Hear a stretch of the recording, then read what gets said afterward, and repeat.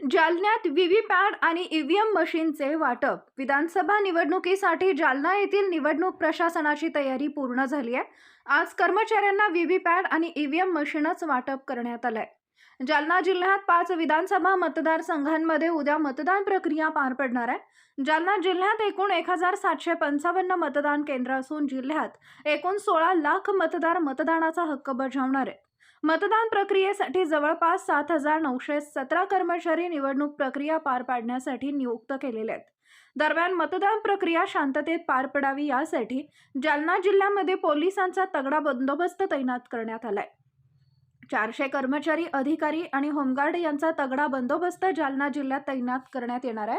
त्यामध्ये 2500 कर्मचारी, अधिकारी, 1400 होमगार्ड, 900 बाहेर जिल्ह्यातून मागवलेले कर्मचारी, अधिकारी आणि जवळपास SRPF, BSF आणि रेल्वे विभागाच्या मिळून एकूण 7 कंपन्या जिल्ह्यामध्ये तैनात असणार आहेत.